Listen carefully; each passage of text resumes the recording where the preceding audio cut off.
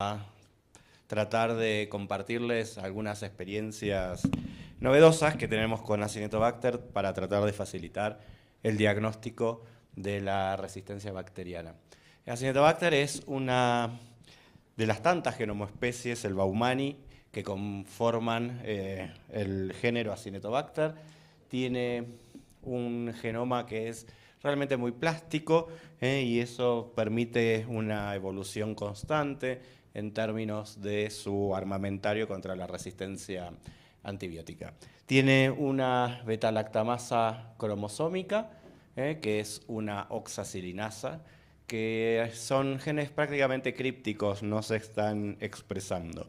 Lo mismo que una cefalosporinasa, que es un AMC, que en el caso de la Acinetobacter se le denomina ADC, Acinetobacter derivada cefalosporinasa.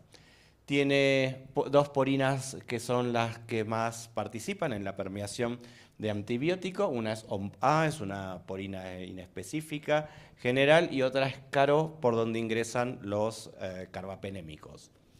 Además, tiene otros mecanismos de resistencia muy participativos, como por ejemplo las bombas de flujo. Acinetobacter tiene hasta más de 80 bombas de flujo en su genoma y va aumentando en función del tiempo porque es capaz de incorporar ADN a través del mecanismo de transducción y muchas veces va incorporando bombas de eflujo. La más conocida es la IJK, que da la resistencia natural, basal, pero también hay hiperexpresión de bombas de flujo y generalmente lo vemos en los Acinetobacter que son resistencias a ceftazidima o a cefepime. Es el mecanismo principal que explica la resistencia a cefalosporinas de espectro extendido en Acinetobacter. Hay alteraciones del sitio blanco, hay alteraciones tanto en PBPs como en las quinolonas, en las girasas, y esos son los mecanismos involucrados en la resistencia a esos respectivos antibióticos. Y tiene también mutaciones en los sideróforos muy frecuentemente, ¿no? Sobre todo en Pirei-PUA, que da resistencia a cefidrocol, que no es una de las mejores drogas para Acinetobacter. En términos de impacto clínico, el marcador más importante es la resistencia a carbapenémicos. Eso es la entidad conocida como Carbapenem Resistant Acinetobacter. Es un patógeno de prioridad crítica para la OMS, está en el segundo orden de importancia, detrás de Klebsiella pneumoniae con resistencia a carbapenemes. Fíjense que tenemos el rojo repartido por casi todo el mundo. Tal vez las tasas más bajas están en Estados Unidos, España, pero en general el resto del globo terráqueo tiene alta resistencia a los carbapenemes, incluido, por supuesto, América Latina. Con una diferencia importante cuando se mide el impacto clínico en los países del primer mundo, el acceso a diagnóstico rápido, a nuevos tratamientos, a pronta implementación de medidas de contención, hace que se traduzca en baja mortalidad. Por ejemplo, en este estudio multicéntrico a nivel global, donde se midió el impacto de la resistencia medida como mortalidad a 30 días en las infecciones por Acinetobacter, lo que se puede ver es que, por ejemplo, en Australia o en Singapur, las infecciones severas por Acinetobacter no provocaron mayor impacto clínico, con una mortalidad de solo el 6%, un poco más alta en Medio Oriente y China. Medio Oriente, tengan presente que tiene más de un 90% de resistencia a carbapenem y más de 50% de resistencia a colistin en Acinetobacter. Así todo, el manejo clínico logra que solo se mueran el 20% de los pacientes. En Estados Unidos, con una baja tasa de resistencia a carbapenem, que no supera el 20%, tiene una mortalidad de 1 cada 4 pacientes, y la mayor mortalidad en esta serie se la llevó Latinoamérica, donde 1 de cada 2 pacientes que tenían una infección por Acinetobacter tuvieron un desenlace fatal. O sea, tenemos alta resistencia y mal manejo clínico, ¿no? Y alta carga de enfermedad. Es un cóctel que hace que nuestra población vulnerable quede realmente comprometida frente al Acinetobacter con resistencia al carbapenem. Hay que manejar, ¿no?, distinta estrategia terapéutica. A lo mejor vamos a entender por qué esta diferencia entre Estados Unidos y Latinoamérica es tan evidente. Cuesta un poco más, ¿no?, comprender cuáles son los procesos que se dan, sobre todo en Asia, pero distintas modalidades de tratamiento hacen que tengamos este impacto significativamente mayor en Latinoamérica. A nivel global, ¿qué es lo que causa la resistencia a carbapenemes en Acinetobacter? Carbapenemasas. La propia de especie no hace nada, está ahí silente. La que contribuye a la resistencia a carbapenemes es una oxacilinasa plasmídica, que se la denomina OXA23. Es el principal mecanismo de resistencia en Latinoamérica. Y tenemos emergencia de NDM, de metalo-beta-lactamasa, y tenemos otras oxacilinasas menores que también pueden provocar resistencia a carbapenemes. Esta OXA23 se originó en una oxa cromosómica de otro Acinetobacter. Todos los Acinetobacter tienen una oxa cromosómica, como tiene el Baumannii. Esta oxa cromosómica vino del Acinetobacter radioresistant.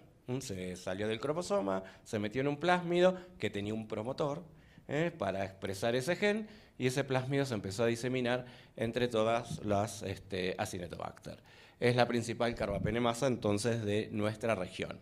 Pero no solo de nuestra región, también de la región del norte, es la principal carbapenemasa, seguida de otra oxacilinasa, la OXA24, pero si nos alejamos un poquitito más, en esos pacientes que se morían poco, de Australia y Singapur, también tenemos la OXA23 como principal carbapenemasa, y fíjense que tienen combos de beta-lactamasas, o sea, más de una oxacilinasa u oxacilinasa más metaloenzima, y no se muere nadie en estos países. En China, fundamentalmente casi todo es OXA23, un poco de NDM, y en Medio Oriente, donde tienen tanta resistencia a colistin, es casi todo OXA23. Entonces, ¿qué podemos sacar de conclusión? Que, a diferencia de lo que pasa con otros mecanismos de resistencia y otros patógenos, es que a nivel global compartimos el mismo mecanismo de resistencia en Acinetobacter. Y esto ocurre porque compartimos los mismos clones de Acinetobacter. Son 5 o 7 clones los que están distribuidos en todo el mundo. Y esos son los que llevan la resistencia a los carbapenémicos. Entonces, ¿dónde está la diferencia? Si tenemos el mismo clon con la misma resistencia, ¿por qué se nos mueren más los pacientes que en Estados Unidos, que tienen la misma resistencia, o en Singapur, que tienen el mismo clon con la misma resistencia? Claramente, la variable de diferencia es el manejo clínico, que surge con esta infección. ¿Cuáles son las oxas principales de Acinetobacter? Bueno, ya les mencionamos que tiene una oxa cromosómica, el Acinetobacter Baumannii, que es prácticamente un gen críptico, y se las denomina OXA51. Van a ver que muchos sistemas de estos sindrómicos e inclusive cromatografías que están por salir al mercado incluyen la OXA51. No para que uno infiera que tiene un mecanismo de resistencia, sino como un marcador de tipificación. Los Baumannii tienen solo OXA51. Los Calcabaceticus tienen otra oxa. Los nosocomialis tienen otra oxacilinasa. Entonces se incluyen esta variante de oxa en los sistemas de detección de mecanismos de resistencia para que estén seguros que se trata de una Acinetobacter Baumannii. Ya que no hay Malditov, por lo menos pueden identificar con un marcador que es propio de especie. No contribuye a la resistencia. Por eso van a ver que hay un montón de variantes, porque es cromosómica, entonces va acumulando mutaciones a lo largo de los años y de los siglos. Las oxas que producen resistencia a carbapenemes, la más importante es la OXA23, va variando, aminoácido o nucleótido de nucleótido. Después tenemos la OXA2440, la OXA58, la 134 y la 143. Son familias de oxacilinasas. A nivel global, la más importante es la OXA23. Y hay un detalle muy importante, como la NDM estas oxas están lipidadas, es decir, que se encuentran ancladas a la cara interna de la membrana externa de la Acinetobacter baumannii. Y es por eso que es muy poco transferible a otras especies, porque necesita estar anclada en la membrana celular, en la membrana externa para evitar la proteólisis. Es muy lábil a la proteólisis. Entonces, cualquier huésped bacteriano que no le ofrece la posibilidad de anclarse a membrana, esta oxa se degrada. Entonces vemos que la oxa 23 prácticamente en la literatura la van a encontrar en Acinetobacter baumannii. Puede eventualmente en Francia encontrarlas en algún Proteus, pero es prácticamente huésped específico estas familias de oxa. A nadie se le va a ocurrir buscar una oxa 23 en una Klebsiella. A eso me refiero, por la naturaleza que tiene de su ubicación en la anatomía bacteriana. ¿Qué dicen las guías terapéuticas? Y tal vez por eso empezamos un poco más por la parte clínica para ver cómo orientamos la microbiología, porque algo que no puede ocurrir es que la microbiología vaya por un lado y las guías terapéuticas vayan por otro. Tenemos que llegar a una comunión. O sea, el laboratorio tiene que ofrecer la información necesaria para que se puedan aplicar las guías de tratamiento para Acinetobacter.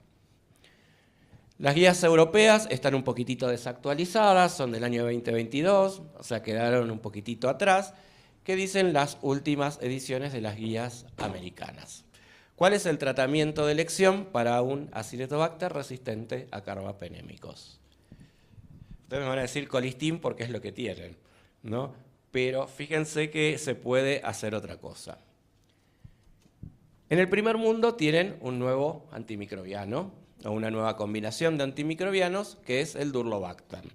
El Durlobactam es, como le suena muy parecido a Bivactam, ¿no? Es un inhibidor de la misma familia, pero que inhibe potentemente estas oxas que veíamos de Acinetobacter, la oxa 23. Entonces frena esa oxacilinasa y lo combinan con el Sulbactam. Ustedes saben que el Sulbactam tiene actividad per se en el Acinetobacter. Se comporta como un antibiótico, no como un inhibidor. Se une a las PBPs de 3 del Acinetobacter y lo mata. Esto ya se sabe desde el año 1986. O sea que el Sulbactam es un agente antibiótico para el Acinetobacter y se lo puede usar para su tratamiento. Lamentablemente en muchos países viene acompañado de la ampicilina, que no aporta nada para el Acinetobacter, sí aportará para otras infecciones. En algunos países, por ejemplo en Argentina, tenemos Sulbactam solo, precisamente para usarlo en el Acinetobacter como antibiótico. Bien, entonces se combina el Durlobactam para resensibilizar al Sulbactam. ¿Esto qué les quiere decir? Que el Durlobactam inhibe a las oxas están dando resistencia entonces al Sulbactam y lo inhiben. Y lo combinan con un carbapenem, por lo menos hasta que tenga buena evolución el paciente y el carbapenem se los pueda sacar. El Durlobactam también al inhibir las oxas va a liberarlo al imipenem, lo va a proteger también. Entonces tiene la doble acción. Sulbactam, Durlobactam hay en 2 países, nada más. China y Estados Unidos. Así que si quieren tener una infección por Acinetobacter bien tratada, váyanse a infectar allá. Si nos quedamos acá, hay opciones para el resto de los países. Nos dice que si no hay Sulbactam, Durlobactam, la opción de tratamiento es ampicilina Sulbactam con una dosis de Sulbactam que sea entre 6 y 9 gramos por día, acompañado de un segundo antibiótico que sea activo en el antibiograma. Por ejemplo, Tige, si es una infección abdominal. Por ejemplo, colistin, si es una infección pulmonar. Tiene que tener sensibilidad en el antibiograma. Bien, esto es independientemente de la sensibilidad antibiótica. O sea, nos borraron a los microbiólogos. Nos dijeron, no nos importa lo que nos digan desde el laboratorio. ¿Por qué? Porque le decimos mal las cosas. Nosotros podemos cambiar esta situación, ¿no? Y que el laboratorio tenga una voz activa en este tratamiento. Y ahora vamos a ver cómo. Entonces, sí o sí le tenemos que proveer el segundo antibiótico activo, que en caso de los resistentes carbapenémicos va a ser o amicacina, minociclina, tigeciclina o colistina. Se nos acabó el universo para Acinetobacter, más ampicilva. Esta dosis de 9 gramos día de sulva implica 18 gramos de ampi. Viene en una proporción 2:1. O sea que el paciente recibe 27 gramos de antibiótico por día. Se supone que no le va a hacer mayores efectos colaterales para un tratamiento, ¿no?, que va a ser acortado de 5 o 7 días. Lo ideal sería tener sulbactam solo, así uno no le da ampicilina innecesariamente a ese paciente. Pero bueno, es lo que tenemos. Hay un orden de preferencia de los antibióticos que van a ser socios del sulbactam. O sea, ITSA dice terapia combinada. ¿Cuántos de acá han escuchado que a los pacientes los tratan con terapia combinada para Acinetobacter? Casi todos salen monoterapia colistin. Será por eso que tenemos 50% de mortalidad versus el 24-25% del resto de los países. Bien, entonces la guía dice terapia combinada.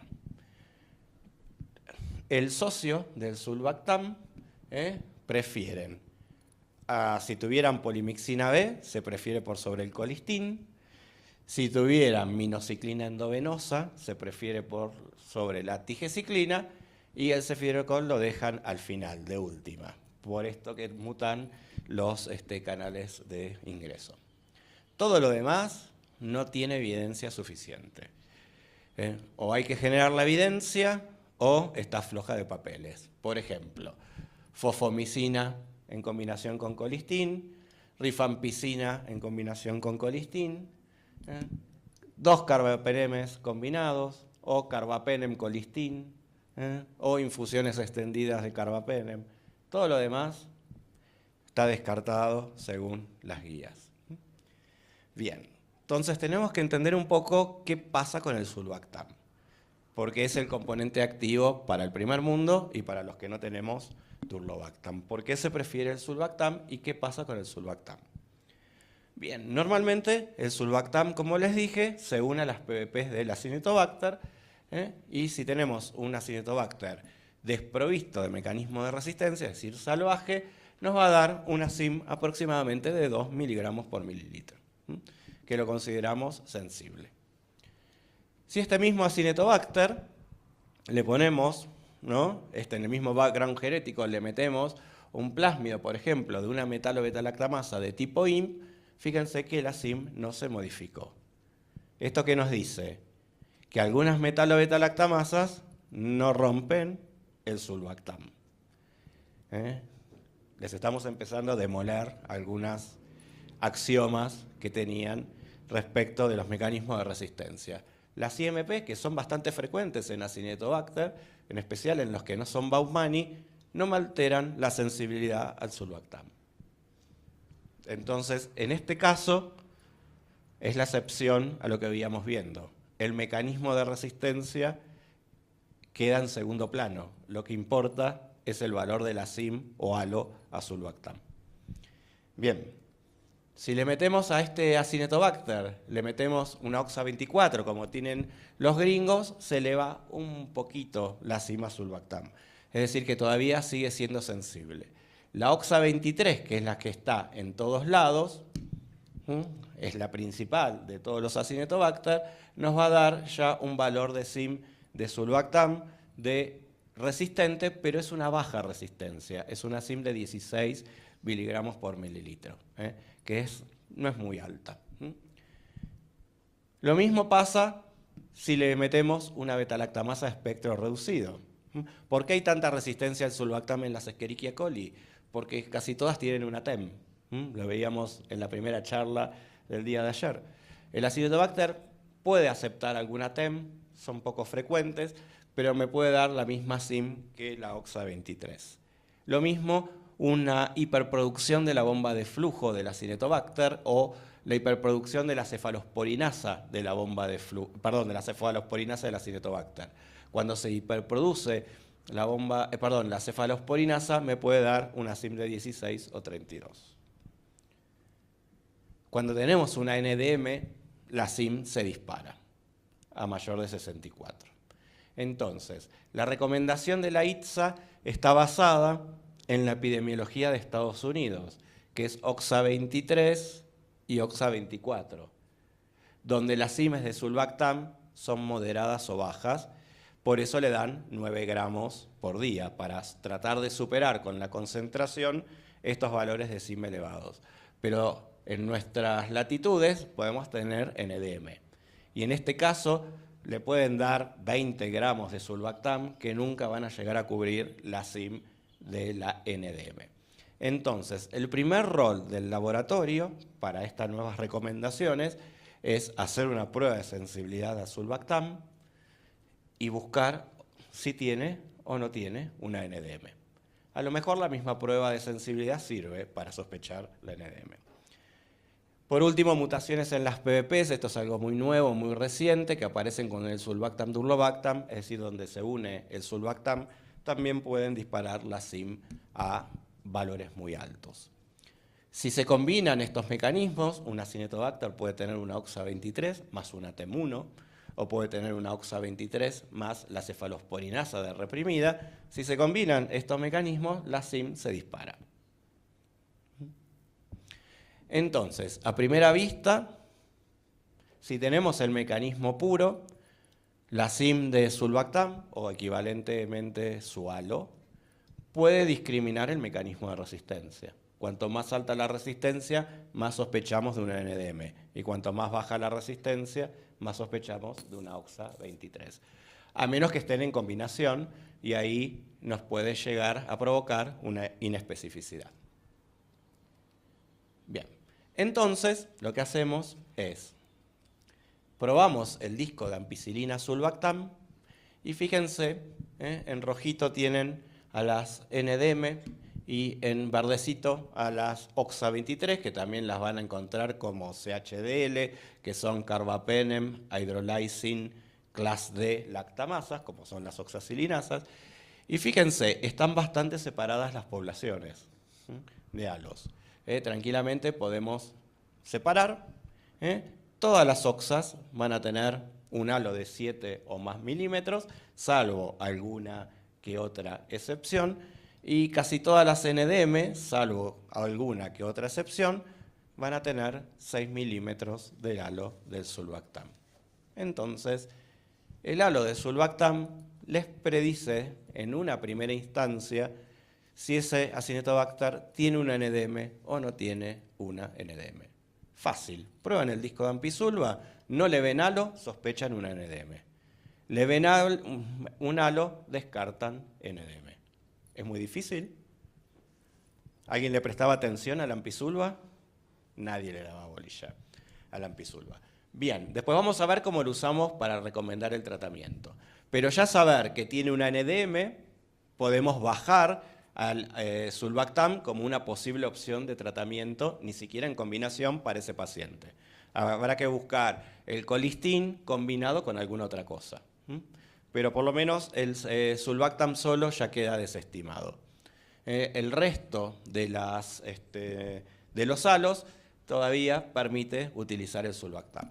¿Cómo confirmamos esto, que se trate de una NDM y no de esas combinaciones de mecanismos que veíamos antes?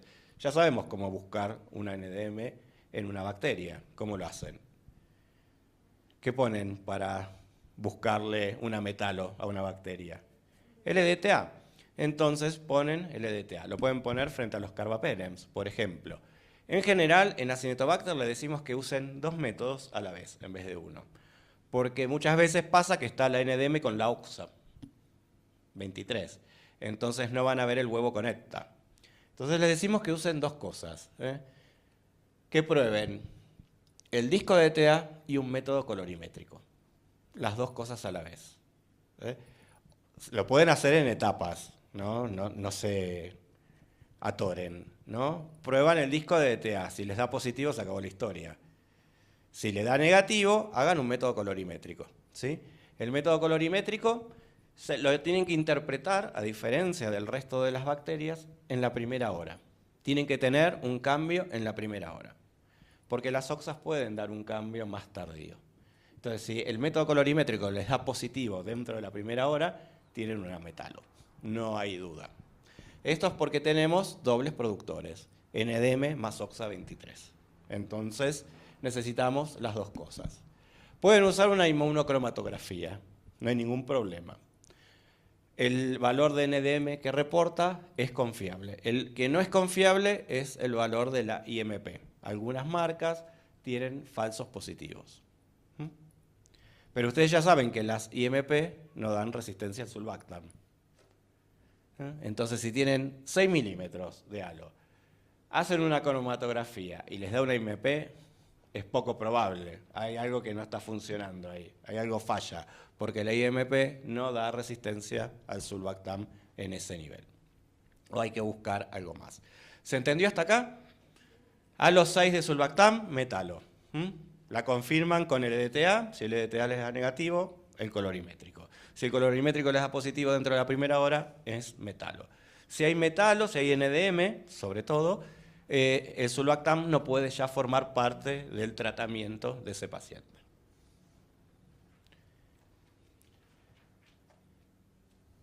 Otra forma de resensibilizarlo, pero ustedes no lo tienen, es el durlobactam. El durlobactam lo que hace es inhibir las oxas y le baja la SIM a las oxas y lleva el sulbactam a valor de 1 o 4 miligramos por mililitro. Lo mismo podemos hacer con el avibactam, pero no lo tienen. O sea, una forma de resensibilizar el sulbactam es con avibactam, pero acá no está disponible. El sulbactam durlobactam es preferido por las guías de tratamiento americanas porque en el estudio de fase 3 mostró una reducción significativa de la mortalidad. Bajaron del 30% al 19% en las infecciones severas por Acinetobacter resistente a carbapenem. Y la mayoría de las infecciones, casi más del 70% de los episodios registrados en este estudio de fase 3, eran neumonías asociadas a ventilación mecánica. Una entidad que tiene alta mortalidad. Entonces, la anduvo muy bien.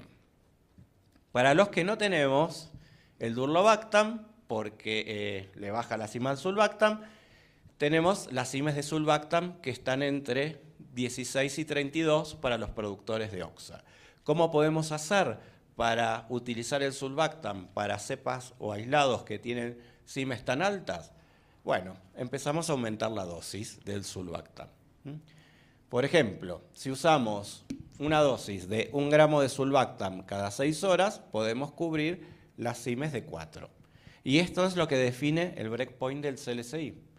Cuando van al CLSI y buscan ampicilina sulbactam para Acinetobacter, van a ver que tiene una CIM de 8/4. 8 es la AMPI, barra 4. 4 es el sulbactam.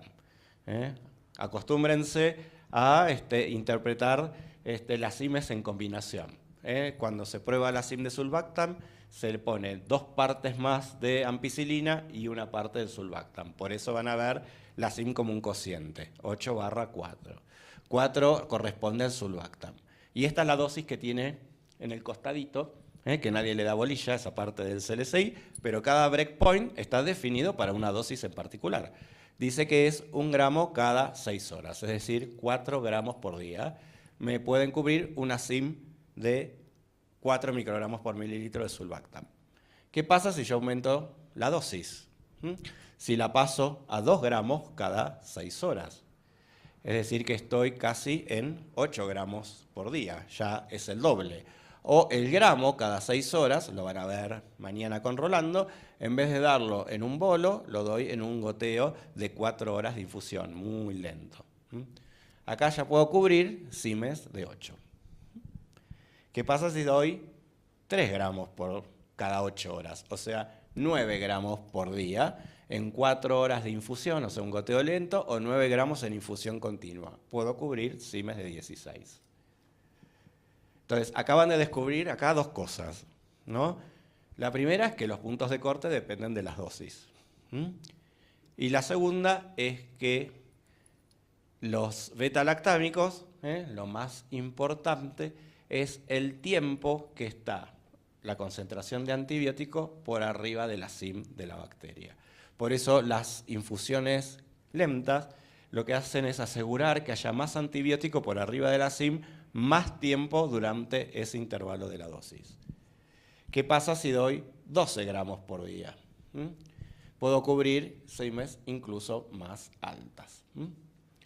El problema es que los puntos de corte del CLCI están definidos para esta dosis, entonces no le van a servir para interpretar dosificaciones más altas. Hay que buscar otro breakpoint. Y el otro problema, que no es para ustedes, pero es que los automatizados tienen rangos muy cortos y no cubren todo el rango operativo de CIMes para todas las dosis posibles. Entonces, nosotros antes, ustedes informan la categoría muchas veces, resistente. Pero es importante saber si ese resistente tiene una CIM de 16, una de 32, una de 64 o una de mayor de 64. Porque puedo modificar la dosificación. Entonces, para eso se desarrolló una categoría diferente que permite entonces el uso de Sulbactam en estas modalidades de administración que son distintas. Y acá surge el concepto de sensible dosis dependiente. Cuanto más dosis doy del antibiótico, voy corriendo el punto de corte hacia arriba, lo voy resensibilizando. Entonces, las CIMes de 8, de 16 y las de 32 son sensibles solo si la dosis que va a recibir el paciente es de 9 gramos día. Si el paciente va a recibir 4 gramos día, aplica el punto de corte del CLCI. Entonces, ¿de dónde surge toda esta evidencia de poder aumentar el Sulbactam? De múltiples estudios clínicos y de evolución, donde se muestran que la mejor erradicación microbiológica la logra el Sulbactam, pero también la mejor cura clínica y la mejor mortalidad son aquellos regímenes que incluyen Sulbactam. Y lo pueden ver acá en distintos estudios. A la izquierda, ¿no? Distintas modalidades de tratamiento que incluyen Sulbactam, a la derecha otro régimen que no tiene Sulbactam. Siempre la evolución clínica del paciente y la mortalidad es menor cuando se incluye Sulbactam en el esquema antibiótico. Pero para poder incluirlo en el esquema antibiótico necesitamos que el laboratorio de microbiología nos diga si ese Acinetobacter puede o no puede recibir Sulbactam. Lo primero es ver si tienen edema. Si tienen edema, no llegamos. Si no tienen edema, tenemos que informarle la CIM a Sulbactam para ver si puede aplicar el concepto de sensible dosis dependiente. No es lo mismo la CIM de 64, la CIM de 4 o la CIM de 16. Porque esa CIM va a definir la dosis, si puede recibir o no puede recibir Sulbactam. Bien, esto es lo que se ha llegado a consenso, por ejemplo, en Argentina, para el tratamiento de la neumonía, Ampisulva más Tige, para las infecciones del torrente sanguíneo, Ampisulva más Polymyxina B, para infecciones osteoarticulares, Ampisulva más Tige, intraabdominales, Ampisulva con Tige, y para las ITU, las infecciones del tracto urinario, Ampisulva más Col. Ese es el partner que necesita la Sulbactam. ¿Cómo alinear los resultados del laboratorio de microbiología? Lo tienen todo desarrollado y escrito en esta revisión crítica que se hicimos en abril del año pasado, donde tomamos algunos conceptos de posición respecto a Astronema y Mirrele y sobre todo de ampicilina Sulbactam, para alinear el laboratorio de microbiología con las guías terapéuticas. Lo que hicimos fue recalibrar el disco. Se hicieron los estudios de correlación siguiendo las recomendaciones de los distintos procedimientos estandarizados. Entonces, acá tienen los halos de difusión respecto de la CIM para Sulbactam, y lo que permitió definir son nuevas categorías. Fíjense que la correlación es muy buena. Entonces, nos permitió definir, fíjense, prácticamente sin errores, con muy pocos errores totales, un nuevo punto de corte que permita reconocer las CIMes de 8 y de 16. Antes era 4 y todo lo demás. Ahora es 4, 8, 16, 32 y todo lo demás. Se proveyeron puntos de corte para poder resolver esa categoría. Estos son los puntos de corte. Fíjense lo que dice la ITSA, ¿no? Hasta 4 son sensibles, hasta 32 pueden aplicar estos esquemas de dosis aumentados, y más de 64 ya es prácticamente imposible usar Sulbactam. ¿Cuáles son los halos equivalentes? Fíjense, de 7 milímetros en adelante puede recibir Sulbactam. 6 milímetros ya no puede recibir Sulbactam. Es fácil también. 6 milímetros, SNDM, no puede recibir Sulbactam. Si es entre 7 y 17, necesita las dosis incrementadas, los 9 gramos por día de Sulbactam. Si tiene un halo mayor o igual a 18, puede usar las dosis estándares de 1 gramo cada 6 horas. No es necesario taparlo de ampicilina a ese paciente por recibir altas dosis de Sulbactam. Y recuerden que en las normativas o en las guías siempre van a aparecerle las CIMES combinadas de ampicilina Sulbactam, donde la ampicilina es el numerador y el Sulbactam es el denominador. Y esto necesita muchas veces entrenamiento al médico, ¿no? Depende cómo lo van a informar. Si hacen, acá pueden ver, una difusión por disco que tiene un halo de 6. Se ven colonias, poblaciones, subpoblaciones resistentes, que hay que leerlas. El halo de Sulbactam tienen que considerar las colonias internas y tomar el halo más pequeño. En este caso, fíjense que era una OXA 23 con una TEM 1. Es decir, es un halo de 6 que no fue metalo. ¿Se explica? Entonces se le buscó la metalo, dio negativa, se buscaron otros mecanismos de resistencia y dio un halo de 6 y el resultado fue una TEM. Tiene una SIM realmente muy alta, también fíjense que se ve la invasión de subpoblaciones en la SIM, no puede recibir Sulbactam. Por más, en este caso no tuvo una metalo, pero sí tuvo una combinación de mecanismos que evitó que el paciente recibiera Sulbactam. Esto es más que nada para que consideren las subpoblaciones cuando están presentes dentro del halo a la hora de la lectura. Acá la SIM de Sulbactam la reportamos mayor de 128. ¿Por qué? Porque esta escala es de ampicilina. La tira tiene ampicilina Sulbactam. Y como le decimos siempre, la ampicilina es el doble que la del Sulbactam. Entonces, si la tira llega a 256 de ampicilina, es la mitad del Sulbactam. Lo vamos a ver acá en otro ejemplo. Los estudios de la ITSA también ponen un warning importante, una señal de alarma importante en los métodos automatizados. Sobreestiman resistencia. Son más resistentes de lo que realmente da por disco o por SIM tradicional. Entonces, a todos los usuarios de automatizados, aparte tienen un rango muy acotado de la SIM, no les permite saber si es sensible, dosis dependiente o no, le decimos que le prueben un disco aparte, ya que hay que hacer la prueba de colistín fuera del automatizado porque no sirve el sistema automatizado para eso. Aprovechen en esa misma placa, pongan un disco de colistín que les va a dar mucha más información. Fíjense incluso lo confuso que son los automatizados. Este es un reporte del Bytec. Y fíjense que reporta de AMPI Sulbactam la SIM de AMPI. ¿Cuál es la SIM de Sulbactam? La mitad, es 16. Entonces, otros problemas que han generado parte del caos a la hora de poder llevarle al médico tratante un resultado coherente y confiable.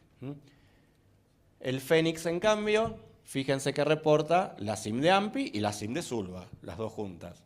AMPI en el numerador, Sulba en el denominador. Entonces acá hay que avisarle al médico que la SIM de Sulbactam es 8, no 16. Bien. Acá no habría ningún problema, porque 8, 16 o 32 van todas con 9 gramos día de Sulbactam. El problema es si fuera un 8/4, que el 4 es sensible. Bien, les dejamos esto, si quieren sacarle una foto para que lo tengan de consulta. Básicamente es un resumen de lo que estuvimos hablando. Nos fijamos entonces en el antibiograma en dos cosas. ¿Cómo da el imipenem? Si da resistente, ya está, no hay que hacer ninguna prueba adicional, es un Acinetobacter resistente a carbapenem. Y nos fijamos cómo da el sulva. Si el sulva da 6, le buscamos la NDM, con el blue carba y el heptam. Si el sulbactam da entre 7 y 17, es sensible dosis dependiente. Y la reportamos así, el sulbactam, en el informe, al médico. Sensible dosis dependiente. Lo van a tener al día siguiente o a los 10 minutos tocándole la puerta y preguntándoles qué significa. Tienen que darle 9 gramos día de sulbactam. Haga la cuenta de cuántas ampollitas de ampicilina son. Y lo más probable es que sea oxa 23. Y si da sulva sensible, ya sabemos que no tiene oxa 23, ya sabemos que no tiene NDM. A nosotros, como tenemos 90% de resistencia a carbapenem en Acinetobacter, realmente son muy poquitos los que están en este escenario. Lo que hacemos es, le probamos un disco de T-igual para ver si no tiene la IMP. Igual puede recibir sulva, esto solo con criterio epidemiológico, para ver que no está circulando ahí una metalo que no estamos buscando, que son las que no tocan el sulbactam. Pero puede recibir sulbactam tranquilamente en las dosis tradicionales.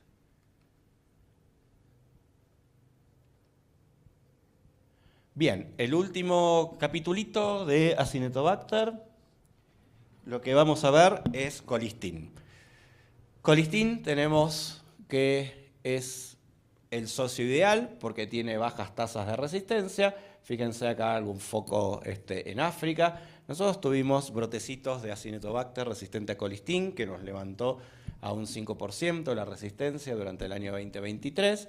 Fundamentalmente en el área metropolitana, que en esa localidad llegó a más del 10% la resistencia a colistina. ¿Qué es lo que está generando el aumento de resistencia a colistina a nivel global y sobre todo en Latinoamérica? Es que estamos importando el clon europeo. El clon europeo es el ST2, circula en Europa por supuesto, tiene oxa 23. La oxa 51, esa ha mutado y es la oxa 66, pero es oxa 51-like, es la constitutiva. Y estas son la prevalencia del clon a nivel global. Y en América Latina realmente teníamos muy poco, pero se está reintroduciendo este clon y es el que más probabilidad de desarrollar resistencia a colistina tiene. Así que fíjense con mucho cuidado estos movimientos clonales, ¿no? En general ustedes saben que el colistin se va a unir a través de su policarga positiva, las cargas negativas del lípido A, del lipopolisacárido de membrana externa, va a generar ahí un desplazamiento de calcio y magnesio, va a romper, va a generar poros en la membrana externa, se va a meter el colistin, va a generar también rupturas en la membrana periplasmática y una vez en el espacio citosólico va a ir a buscar estructuras con cargas negativas, como pueden ser ribosomas, proteínas, DNA, etcétera, etcétera, y hace un estrago.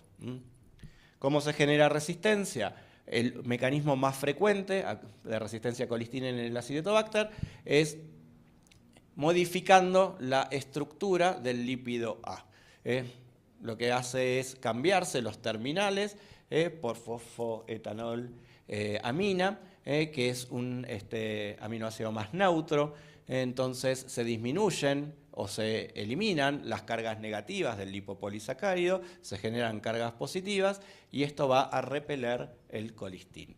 Esto ocurre a través de la activación de un sistema de dos componentes que se llama PMRC-PMRA, que por mutaciones se dispara, estas mutaciones las presiona el colistin, también por otros sistemas, ya sea cromosómicos o plasmídicos como el MSRA, el MSR1 que tiene el mismo fundamento.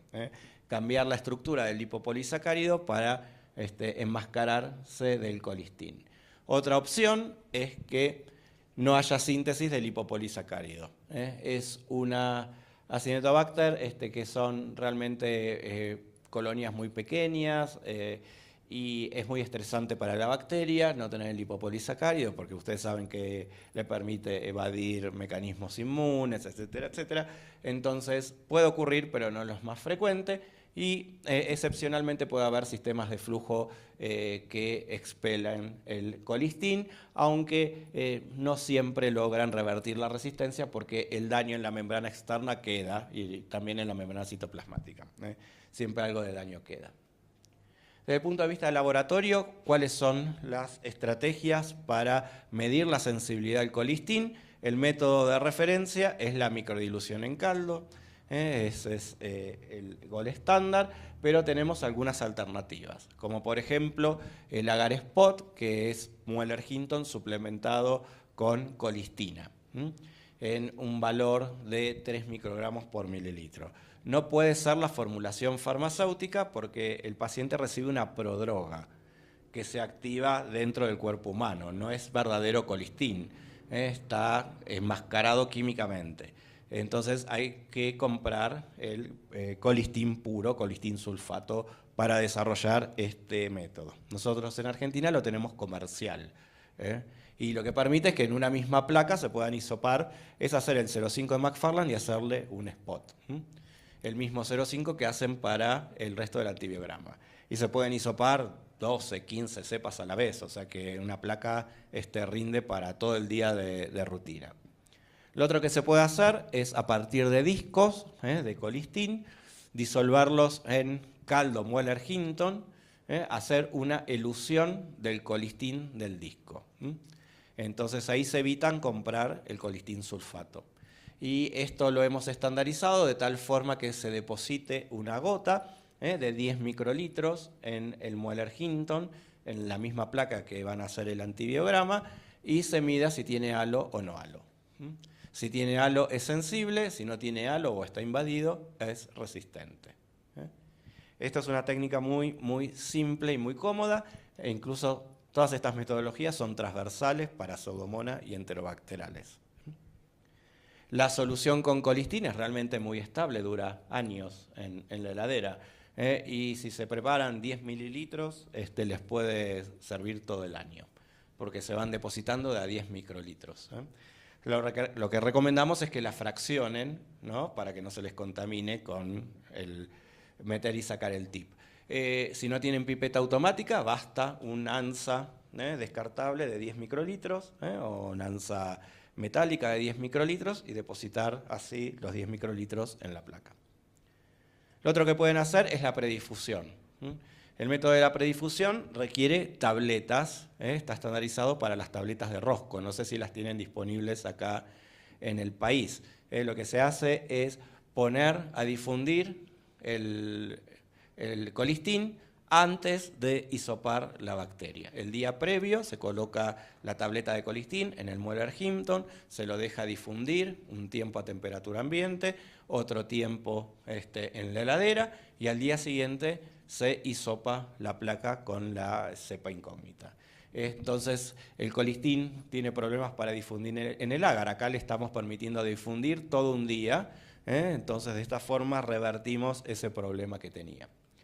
Y lo otro que recomienda CLSI, alternativo a la microdilución, es la discoelusión. Es hacer una SIM en medio líquido por macrodilución, donde la fuente de colistín son los discos. Se hacen 4 tubitos, en el primero no se pone ningún disco, es el control de crecimiento. Cada tubo tiene 10 mililitros, en el segundo tubo se pone un disquito de 10 microgramos, que les va a generar una concentración de 1 microgramo mililitro. En el segundo tubo se ponen 2 disquitos, eso genera 2 microgramos por mililitro, y en el cuarto tubo 4 disquitos, esos 4 microgramos por mililitro. El disquito se lo deja eluir, lo mismo que acá, se lo deja eluir media hora, 1 hora, y después se lo retira. Y se supone que liberó todo el colistín en el medio líquido. Y luego se inocula con el 0,5 de McFarland. De tal forma de generar un inóculo final que es el mismo a la microdilución de 5 por 10 a la quinta.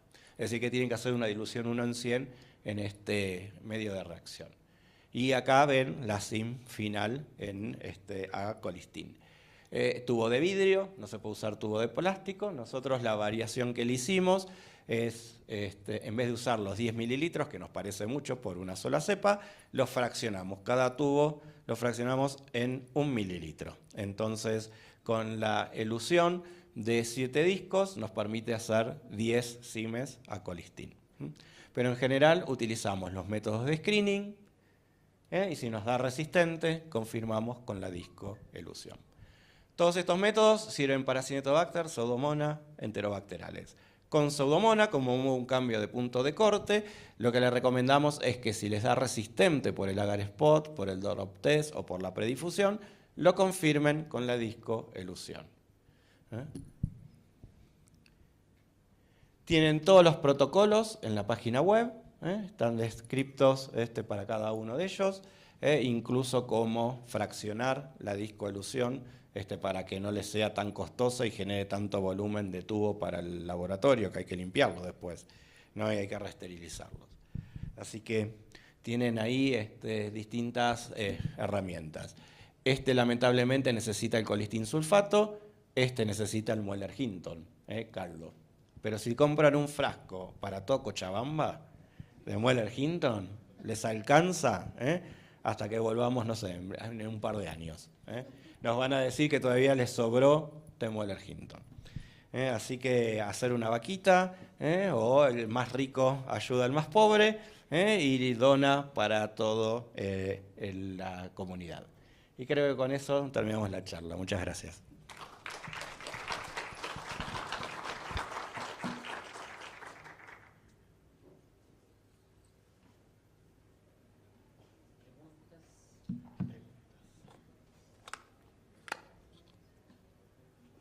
Si tenemos preguntas, por favor.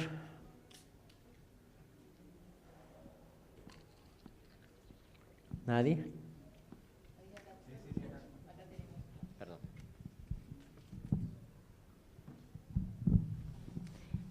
Mi pregunta es,